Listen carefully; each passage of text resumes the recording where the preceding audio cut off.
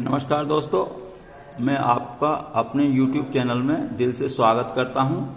आज हम class 12th का ये मैथमेटिक्स का लेसन नंबर 1 स्टार्ट कर रहे हैं। मैं पूरा बेसिक से पहले समझाऊंगा, आप वीडियो अंत तक देखें, आपका पूरा लेसन ये घर बैठे ही हो जाएगा। हमने लेसन 2 पहले ही करा दिया है, तो चलिए स्टार्ट करते हैं। हम लेसन 1 स्टार्ट करते हैं। इस लेसन का नाम है आपका संबंध एवं फलन, यानी कि रिलेशन एंड फंक्शन। तो इसमें हम बिल्कुल पहले बेसिक से आपको कुछ क्लियर कर दें। जैसे कि आपने पहले पढ़ा है सेट।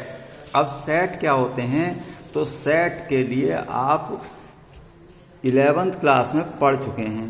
तो सेट जैसे कि हम कैपिटल लेटर से ये डिनोट करते हैं, और ये आपकी कर्ली ब्रैकेट यानी मझली ब्रैकेट होती है।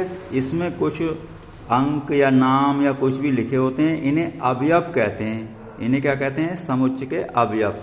अब इसे समुच्चय, पूरा समुच्चय कहते हैं। अब इसको इस तरीके से भी लिखा जाता है दोस्तों, ये A बिलोंग्स टू A। इसका मीनिंग क्या होता है कि ये स्मॉल a जो है A का अवयव है, यानी कि समुच्चय A का क्या है? अवयव है। तो इसको इस तरीके से पढ़ते हैं। और अगर आपको इस तरीके से लिख दिया जाए तो इसका मतलब है कि D जो स्मॉल d है does not belongs to A। इसे क्या बोलते हैं? Belongs to A, belongs to A। तो ये डज नॉट बिलोंग्स टू, इसका मीनिंग है कि ये D जो है इस समुच्चय A का अवयव नहीं है। तो ये इस तरीके से पढ़ा जाता है, तो इसे हम समुच्चय कहते हैं। अब आगे बढ़ते हैं हम, इसका उपसमुच्चय क्या होता है। तो ये उपसमुच्चय को हम सबसेट कहते हैं इंग्लिश में। जैसे कि अगर हमारे पास 2 समुच्चय हैं A, B, C, और एक समुच्चय है, एक सेट, मतलब A, C, B, इसी को मैंने ऑर्डर चेंज करके लिख दिया है। अब यदि ये आप फर्स्ट टर्म पूरा पढ़ चुके हैं, मैं यहाँ पर आपको थोड़ा सा रिवाइज करा रहा हूँ। A समुच्चय का अगर प्रत्येक अवयव समुच्चय B में हो, यानी कि सेट A का प्रत्येक अवयव सेट B में हो, तो ये A को B का उपसमुच्चय कहते हैं, और इसको इस तरीके से लिखते हैं। ये आपका सबसेट का साइन है, ये लेटा हुआ U जैसे समझ सकते हैं। तो A सबसेट B, A का प्रत्येक अवयव यदि सेट B में हो तो A को B का उपसमुच्चय या सबसेट कहते हैं। अब जैसे ऐसा भी हो सकता है कि A का प्रत्येक अवयव जैसे इसमें है और इस समुच्चय का इसमें नहीं है। जैसे कि मान लीजिए मैंने ये लिख दिया A, B, C, और B को लिख दिया मैंने A, B, C, D। अब देखिए A का प्रत्येक अवयव तो B में है, लेकिन B का कम से कम एक अवयव ऐसा है जो A में नहीं है। इस स्थिति में A को B का उचित उपसमुच्चय कहते हैं। तो ये इस तरीके से लिखा जाता है, A को B का उचित उपसमुच्चय कहते हैं। ये आपका क्या है? इसे कहते हैं उचित उपसमुच्चय। तो ये आपका उचित उपसमुच्चय का साइन है। और वो क्या है? उपसमुच्चय का। उपसमुच्चय में A और B दोनों सेट इक्वल होते हैं। इस वाले उचित उपसमुच्चय में A और B इक्वल नहीं होते हैं। B में कम से कम एक एलिमेंट ऐसा होता है, एक अवयव, जो A में नहीं होता है। तो ये उचित उपसमुच्चय है। अब हम चलते हैं कार्तीय गुणन। तो ये आपने ये भी फर्स्ट ईयर में पढ़ रखा है, फिर भी हम क्लियर करना चाहते हैं क्योंकि आपको प्रॉब्लम ना आए, लेसन थोड़ा बड़ा है। तो कार्तीय गुणन, कार्टीजन प्रोडक्ट इंग्लिश में कहते हैं। तो अब हम इसको कैसे डिफाइन करेंगे? A इक्वल अगर हमारे पास है A, B, अब B सेट आपके पास है 1, 2, तब हम इसको कार्तीय गुणन को इस तरीके से डिनोट करते हैं। आप फर्स्ट ईयर में पढ़ चुके हैं। फिर किस तरीके से लिखेंगे? दोनों सेट की वैल्यू रखेंगे यहाँ पर 1, 2। अब ये जो है कार्तीय गुणन का साइन है, इसे क्रॉस कुछ भी बोल लें, लेकिन ये क्या है? कार्तीय गुणन। अब किस तरीके से लिखा जाता है? A के साथ 1 का 2 का पेयर बनेगा, A, 1, A, 2। इसको ऐसे समझ सकते हैं जैसे 2 ब्रैकेट में मान लीजिए मल्टीप्लाई करना होता था, गुणा, तो पहले मान लो अवयव को लिया, फिर इससे कर दिया, फिर दूसरे अवयव को लिया, फिर इससे वही काम यहाँ पर है, लेकिन यहाँ पर मल्टीप्लाई नहीं होती है, कॉमा लगा के लिख देते हैं। तो ये आपका कार्टेशियन प्रोडक्ट है। अब इसी के ऊपर बेस्ड हम संबंध की डेफिनेशन देखेंगे। ये संबंध की डेफिनेशन भी आप फर्स्ट ईयर में कर चुके हैं। यहाँ पर संबंधों के प्रकार से आपका कोर्स होगा। तो ये संबंध को इंग्लिश में क्या बोलते हैं? रिलेशन बोलते हैं। तो ये रिलेशन आमतौर पर जो हमारे आपस के होते हैं वो भी उस टाइप के भी क्वेश्चन हो सकते हैं, जैसे एक्स वाई का भाई है, वाई जेड का भाई है, इस टाइप के भाई बहन, या और रिश्तेदारी कुछ भी हो सकती है। या फिर अब मान लीजिए संख्याओं में हो सकता है कि भाई एक्स वाई से बड़ा है, छोटा है, बराबर है, कुछ भी। तो संबंध में क्या हमने ये आपको डेफिनेशन अभी दिखाई थी, देख लें। यदि समुच्चय के अवयवों का ए के अवयवों से कोई संबंध है आर, तो इसे हम क्या बोल सकते हैं कि R subset A cross A होगा। मतलब जो संबंध होता है वो कार्टेशियन प्रोडक्ट से ही डिनोट होता है। अब मान लीजिए समुच्चय है, उसके अवयवों का खुद उसी के अवयवों से संबंध हो कोई आर, तो हम इसको आर को कह सकते हैं कि ए क्रॉस ए में से ही कुछ निकलेगा, छोटा बड़ा कुछ भी। जैसे मैं बता देता हूँ कितना निकल सकता है। मान लीजिए ए हमारे पास है ए कॉमा बी। अब इसी के अवयवों का इसी से हमें रिलेशन करना है। ये हमें पहले ए क्रॉस ए बना लें। तो ए क्रॉस ए बना दिया मैंने, एक सेट ये है और इसी को दोबारा लिखना है हमें। तो ये किस तरीके से आएगा? देखो ए कॉमा ए आएगा और ए कॉमा बी आएगा। अब बी के साथ करेंगे तो वी कॉमा ए आएगा और बी कॉमा बी आएगा। तो ये आपका कार्टेशियन प्रोडक्ट हो गया है। अब जो रिलेशन है, अब देखिए रिलेशन तो हम इतना भी लिख सकते हैं ए कॉमा ए, वो हमारी डेफिनेशन पूरी हो गई कि मान लो सेट ए का यानी समुच्चय का प्रत्येक अवयव या समुच्चय का कोई भी अवयव अपने खुद से संबंधित हो, तो हम इसे क्या कहते हैं? इसको संबंध को यानी कि रिलेशन कहते हैं। क्या? जैसे कि यही था। अब ये आर ए क्रॉस ए का सबसेट होगा, जो भी रिलेशन है आपस में ए का ए से। तो देखो कैसे, अब ये मैंने इतना रिलेशन लिखा तो ये क्या है? ये किसका सबसेट है? ए क्रॉस ए का सबसेट है। सबसेट में क्या होता है इसका? देखो ये मान लीजिए ये जो अवयव है ये ए कॉमा ए किस में है? इसमें है, ये मिल गया। अब मान लीजिए आपने इतना बड़ा लिखा कि दो पेयर ले लिए, मान लीजिए ए कॉमा बी और ये आपने बी कॉमा ए, और ये कितने भी ले लें तो ये भी क्या है? इसका सबसेट है ए क्रॉस ए का। तो ये सबसेट होता है, यानी कि कार्टेशियन प्रोडक्ट पर ही हम डिफाइन करते हैं। यानी कि यदि समुच्चय के अवयवों का समुच्चय ए के अवयवों से ही संबंध आर होता है, तो ये आर क्या होता है? ए क्रॉस ए का सबसेट होता है। या दो समुच्चय भी ले सकते हैं आप। अब जैसे ए और बी दो समुच्चय हैं आपके पास, तो इसमें क्या बनेगा? मान लीजिए तो ए और बी दो समुच्चय हैं। यदि ए के समुच्चय ए के अवयवों का समुच्चय बी के अवयवों से संबंध आर है, तो R subset A cross B होगा। अब इसको डिनोट करते हैं इस तरीके से, मैं बताता हूं भाई। जैसे ये ए क्रॉस ए पर डिफाइन किया है हमने कोई रिलेशन, तो देखिए रिलेशन में तो क्या आता है? यानी कि पेयर आता है। सपोज करो कि एक्स कॉमा वाई आया हमारे पास, तो इसको इस तरीके से डिफाइन करेंगे, x बिलोंग्स टू ए और y बिलोंग्स टू b। यानी कि सेकंड एलिमेंट जो होता है यहाँ पर देख लें, देखिए a के अवयव, a के एलिमेंट ये a कॉमा b हैं और b के एलिमेंट मतलब b के अवयव 1 कॉमा 2 हैं। तो देखो अब a क्रॉस a लिख रहे हैं हम, तो a के अवयव जो हैं देखिए पहले स्थान पर आएंगे सभी, और B सेकंड प्लेस पर है, तो B वाले जो अवयव हैं सभी सेकंड प्लेस पर आएंगे। तो इसका मीनिंग क्या हुआ? पहला वाला जो एलिमेंट है वो A में है और दूसरा वाला एलिमेंट B में है। तो इसी तरीके से हमने यहाँ पर डिफाइन किया है कि यदि x कॉमा वाई और ये such that x belongs to क्या होगा? A और y बिलोंग्स टू होगा B। तो ये डेफिनेशन है। अगर A कॉमा B लिखा है आपने, तो पहला वाला एलिमेंट क्या होगा? फर्स्ट सेट में होगा और दूसरा वाला एलिमेंट क्या होगा? सेकंड सेट में होगा। अब एक बात और है यहाँ पर, ये समुच्चय बी के अवयवों को ए के अवयवों का प्रतिबिंब कहते हैं। तो देखिए प्रतिबिंब कैसे आ गया, इसको आप डायग्राम से भी डिनोट कर सकते हैं। कैसे? मान लीजिए ये समुच्चय ए का बना दिया आपने डायग्राम और ये बी का बना दिया। मान लीजिए ए कॉमा बी और ये 1 कॉमा 2। अब मान लीजिए मैंने ए का 1 से रिलेशन किया है और बी का 2 से किया है।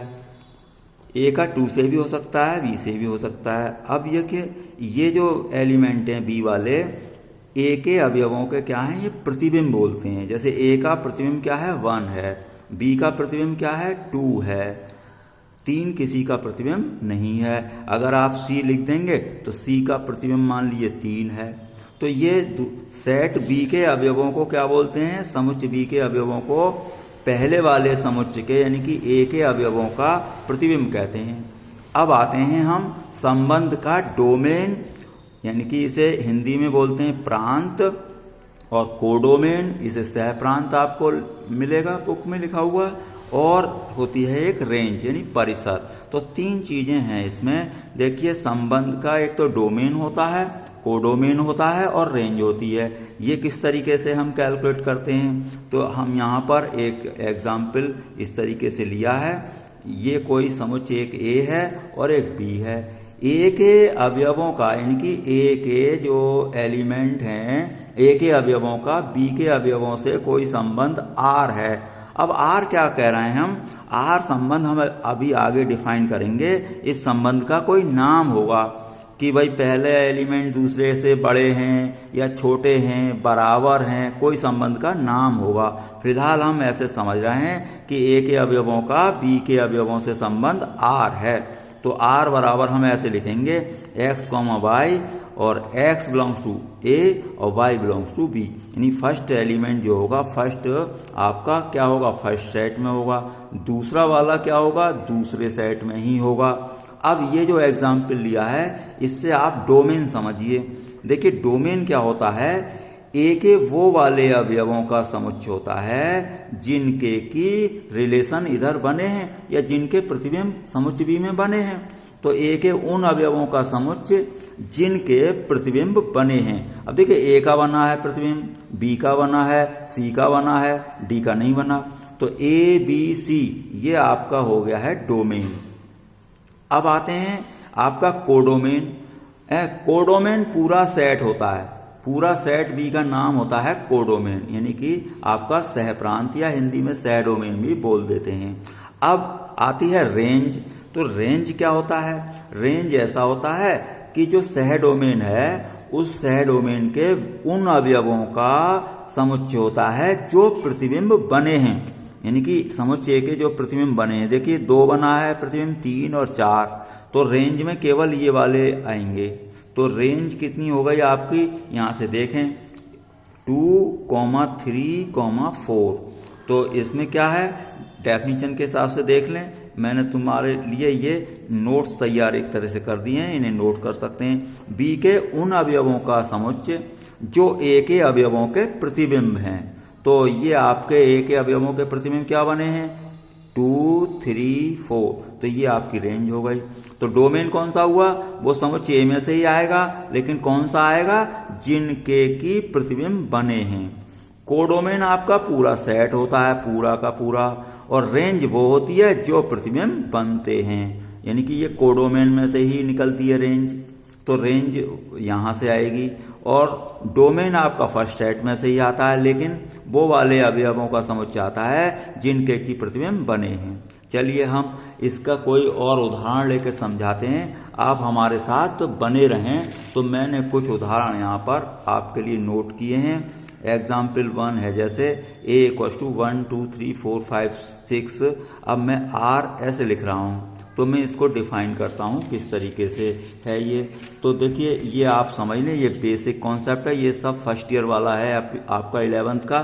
तभी आपको जो है जब ये क्लियर हो जाएगा तो ये आपका 12th का क्लियर होगा, क्योंकि यहाँ पर जो आपका सिलेबस स्टार्ट होगा इसके टाइप्स आएंगे, यानी कि संबंधों के प्रकार पर हम विचार करेंगे। तो वो पहले ये आप एग्जाम्पल समझ लें। पहला एग्जाम्पल जैसा कि मैंने अभी आपको दिखाया, तो ये है सेट है आपका 1, 2, 3, 4, 5, 6 है।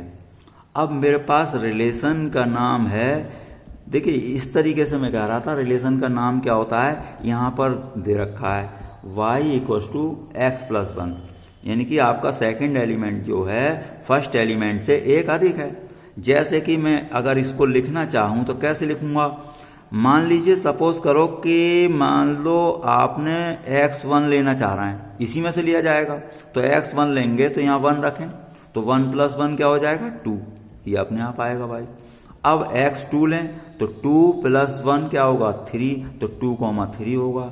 अब मान लीजिए मैं लेता हूँ x, सभी लेंगे तो 3 ले रहे हैं हम, तो 3, अब ये क्या आएगा, यहाँ पर 3 रखें तो 3 + 1 4 हो जाएगा। अब आप लेंगे 4 तो 4 और 4 + 1 5 आएगा y की वैल्यू।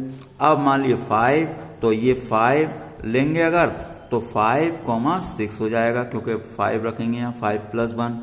अब आप रखना चाह रहे हैं 6, लेकिन 6 नहीं रखेंगे, क्योंकि अगर 6 रखेंगे तो ये 6,7 बनेगा, जो कि 7 इसमें समुच्चय में आपका नहीं है, तो यहाँ तक ही लिए जाएंगे आपके। तो ये इस तरीके से आपका संबंध बन गया है। तो ये इसे कहते हैं संबंध के। ये क्वेश्चन इस टाइप के थे आपके 11th क्लास में, यहाँ पर थोड़े से अलग होंगे। तो एग्जाम्पल 2 एक बार और ले रहे हैं, जैसे कि A = है, ये आपके 12th में भी क्वेश्चन बन जाएंगे, जो हमने 11th में पढ़ लिया वो तो यहाँ सब काम में आएगा ही। अब जैसे ये लिखा है, यहाँ पर संबंध का जो नाम लिखा है इन्होंने, क्या लिखा है, x, y, और ये है 3x - y = 0। अब देखिए इस इक्वेशन के हिसाब से चलेगा। कैसे, मैं यहाँ पर थोड़ा दिखा दूं कि 3x - y 0 है, इसका मीनिंग क्या है, y = 3x। जैसा कि अभी फर्स्ट एग्जाम्पल में क्या था, y = x + 1, अब यहाँ क्या है, y = 3x। तो मैं इस हिसाब से चलूँगा। तो यहाँ पर मैं जो है लिखता हूँ रिलेशन। कैसे, सपोज करो कि आपने x लिया 1, तो y कितना आएगा, 3 आएगा, क्योंकि 3 टाइम है। अब x लेंगे 2, तो 2 × 3 = 6, तो ये आएगा 6। अब मान लिया x लेंगे 3, तो 3, अब यहाँ 3 रखोगे, 3 × 3 = 9 आएगा। अब मान लीजिए आपने लिया 4, तो अब यहाँ 4 × 3 = 12 हो जाएगा। अब आपने लिया 5, अब 5 × 3 = 15 हो जाएगा। अब देखिए 15 इसमें सेट में नहीं है, तो ये वाला नहीं लिया जाएगा। अब सपोज करो कि मैं इसका संबंध का डोमेन भी निकालता, तो डोमेन कैसे बनता, देखो इस तरीके से डोमेन आता आपका। इसमें डोमेन जो निकला वो डोमेन निकला जो अवयवों का जिनका रिलेशन बना है। तो 1, 2, 3, 4 ये आपका क्या है, डोमेन है। इनके पहले जो एलिमेंट हैं वो सब क्या हो जाते हैं, डोमेन। लेकिन कोडोमेन या सह डोमेन क्या होते हैं, वो पूरा का पूरा सेट होता है। पूरा सेट क्या था, ये था। तो आपके जो कोडोमेन हो गए ये पूरा सेट बनेगा, अभी मैंने आपको समझाया है। अब आपका रेंज क्या बनेगा, यानी कि परिसर।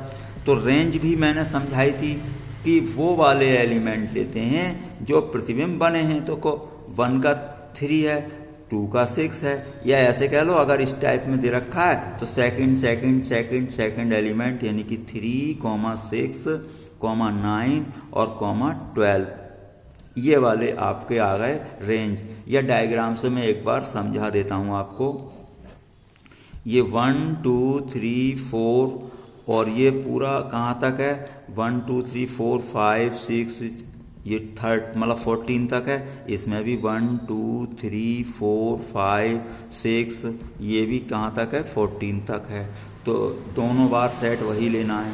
तो आप देखिए यहाँ पर क्या था, ये यहाँ पर 1 का रिलेशन किससे बना है, आपका 3 से बना है, और 2 का किससे बना है, 6 से। तो 2 का रिलेशन बना है 6 से, और 3 का कहाँ बनेगा, मान लीजिए यहाँ मैंने 9 लिख लिया, तो 3 का बना है 9 से, और 4 का कहाँ बनेगा, 12 से। अब देखिए हम इसलिए इसमें कोड रेंज में 3 लेंगे, 6 लेंगे, 9 लेंगे और 12 लेंगे, क्योंकि ये ही हमारे मतलब प्रतिबिंब बने हैं। और डोमेन केवल 1, 2, 3, 4 आएगा, क्योंकि इन्हीं के प्रतिबिंब बने हैं। कोडोमेन पूरा आपका सेट होता है। तो ये इस तरीके से आपको क्लियर हो गया। एक छोटा एग्जाम्पल और समझ लें आप। देखिए छोटा एग्जाम्पल ये है आपका कि ये एग्जाम्पल नंबर हमने 3 लिया है। तो देखो ये है 1, 2, 3, 4, 5, 6, यहाँ तक है। अब मान लीजिए रिलेशन का नाम ऐसे लिख दिया कि x, y और ये x अपॉन y आपका n होना चाहिए, यानी कि प्राकृत संख्या। तो हम यहाँ पर समझ गए कि पहले अवयव को दूसरे अवयव से मान लो भाग कर रहे हैं, डिवाइड कर रहे हैं, तो आपका होल नंबर यानी कि आना चाहिए। चलिए मैं 1 को किसी से डिवाइड करूं तो होल नंबर नहीं आएगा, क्योंकि ये प्राकृत संख्या नहीं आ सकती, 1/2 डेसिमल में आएगी। तो फिर 1 को किसी से डिवाइड नहीं करेंगे। 2 को हम यहाँ पर डिवाइड कर दें 1 से तो होल नंबर आएगा। 3 को 1 से कर सकते हैं, 4 को भी 1 से कर सकते हैं, 5 को भी 1 से कर सकते हैं, 6 को। तो ये कंडीशन आपकी पूरी हो रही है। अब 3 को किससे कर सकते हैं आप? 1 से, वो तो हमने कर ही लिया। अब आगे बढ़ें, ऐसा कोई और पेयर देखें। देखो 4 है, 4 को 2 से डिवाइड कर दें तो 2 2 4, तो आपका नेचुरल नंबर बनेगा। अब ऐसा हो सकता है कि 6, तो 6 को 3 से डिवाइड कर सकते हैं, 6 को 2 से भी डिवाइड कर सकते हैं, तो ये भी होल नंबर यानी कि आपका प्राकृत संख्या बनेगी। और कोई पेयर ऐसा नहीं है, क्योंकि 5 को 2 से डिवाइड करेंगे पूरा नहीं कैंसिल होगा, किसी से भी नहीं होगा। तो ये आपका ये रिलेशन हो गया है।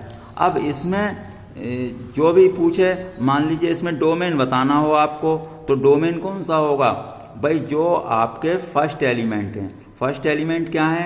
2 3 4 5 6, 2 3 4 5 6, यहाँ पर 4 है, 6 है, वो तो पहले ही ले चुके।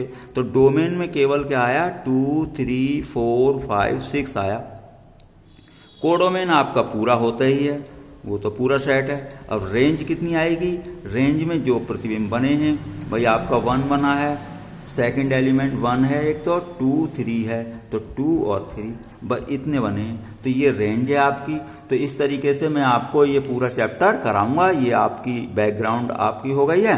तो कल से आपके ये अगली वीडियो से मेरा मतलब है, तो आपका ये संबंधों के प्रकार आपका 12th का सिलेबस चलेगा।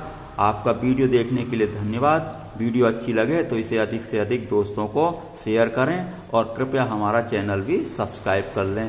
धन्यवाद।